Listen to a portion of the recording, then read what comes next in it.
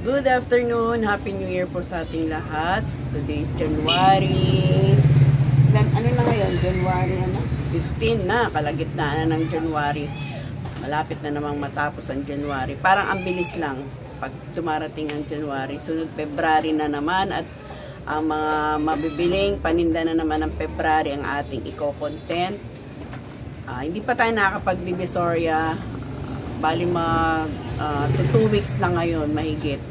Kasi nung namili ako last time, nung Sunday, January 9, 30k lang yung pinamili natin. Dahil sinabay ko lang yun, namili tayo ng gown. Dahil tayo ay nagninang sa kasal. So hindi tayo namili ng marami. Pero marami na tayong kulang. At hindi tayo natuloy nung netong linggo na to dahil nagkaroon ng peace rally. So, dito lang tayo namili sa malapit. Siyempre, marami rin naman na kulang dito na nasa Divisoria lang. Pero, at kahit paano, marami pa rin naman laman yung ating tindahan. Yan, gusto ko lang i-share sa inyo na dahil malapit na naman ang February, sigurado yan pag namili ako ngayong January. Pag namili naman ako ngayong Sunday na to, marami na sigurado mga flowers niyan pang Valentine. Marami nang mabibili, mga para pang Valentine, at yan na naman ang ating ipo-content.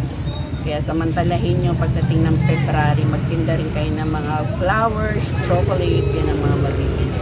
Ayun lang. Gusto ko lang mag-inspired sa inyo dahil January ngayon, sa mga gustong magnegosyo, magtinda, i-push nyo po yan kasi mas masarap po yung may sarili kayong tindahan, mag-umpisa kayo ng maliit. Siyempre hindi naman yan mag-uumpisa ng malaki. Maliban na lang kung may malaki kayong budget, may malaki kayong puhunan, kumuha kayo ng malaking pwesto at punuin nyo ng laman, yan talaga mas maganda. Kaya lang kapag limited lang naman ang iyong kita at ang iyong puhunan, pwede rin naman.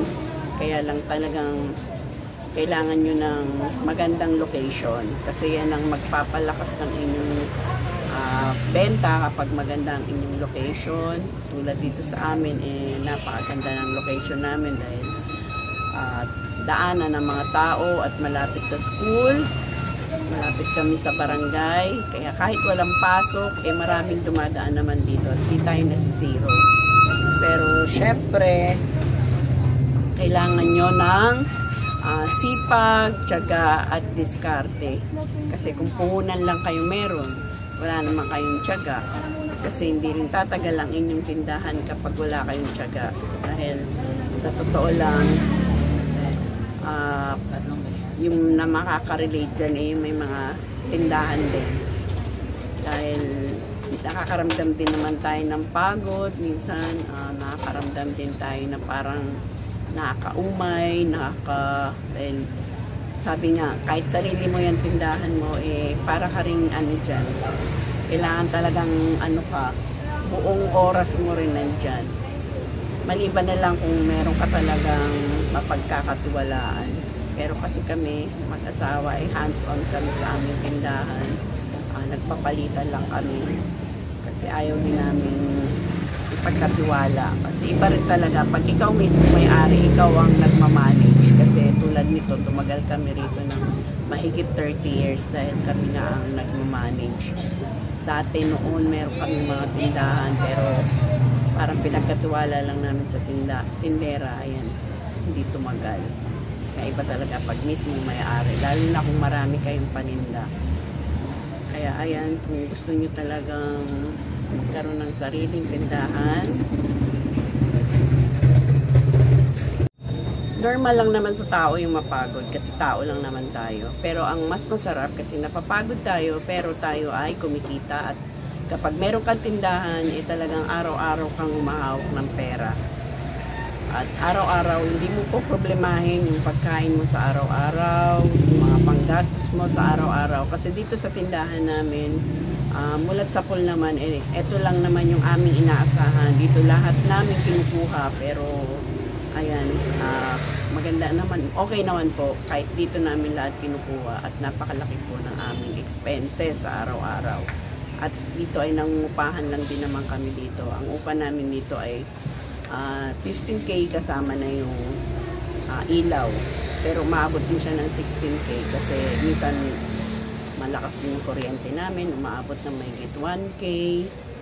Kaya umaabot din siya ng 16K plus meron pa tayong sinisweldohan na tauhan na 8K ang isang buwan niya. More than 8K kasi 28 weekly ko siyang binibigyan ng 2K weekly. Tapos stay in siya, sa amin siya lahat kumakain, lahat, libre siya sa lahat, may sarili siya kwarto. So, diba? Dito lang namin lahat yan inaasa sa tindahan namin. Kaya, yun lang, masabi ko sa inyo, kung gusto nyo talagang magkaroon ng sariling tindahan, i-push nyo po yan. Kasi, mas maganda ang may sarili kayong tindahan kaysa yung mamamasukan lang kayo. Kasi, pag namamasukan lang kayo, limited lang ang inyong kita. Kasi kung magkano lang yung sahod nyo, alam nyo na kung magkano. Plus, yung gastos nyo, malilimitahan din. Dahil, syempre, magkano lang naman yung manineto niyan sa isang buwan. Tapos, upa pa kayo ng bahay, bayad pa kayo ng bills, at kung meron pa kayong pinapag-aral, tuition, baon, tulad namin, meron pa kaming 2 pinag-aaral, isang grade 11, puro private po yan, yung isa grade, second year college sa Our Lady of Fatima. So, magkano din ang tuition yan sa isang taon. Kaya, napaka-swerte namin dahil etong ang pwesto namin dito ay matagal na rin at marami na rin tayong suki. Kaya, na-maintain naman po natin dito. At, syempre, kung wala rin yung sipag at tiyaga namin, hindi rin ito aasenso. Kasi kahit anong ganda ng pwesto mo, anong laki, anong lakas, pero kung hindi nyo sinasamahan ng sipag, tiyaga at diskarte, babagsak din po yan. Kaya magsasabi ko sa inyo, kasama lagi yan. Ano pa, sa totoo lang, kahit ano na lang masabi ko, kasi wala pa tayong ma-upload. By Sunday, mag-Divisoria tayo. Ayan, papakita ko na naman sa inyo kung ano yung mga bagong i-update ko kayo sa mga toy pads, sa mga candies, sa mga laruan, sa school supplies, at kung ano yung mga mabibenta ulit ngayong January at February na kasi. Malamang mamimili na ako ng iba para sa February kasi the more na palapit yung February, tumataas yung presyo nila.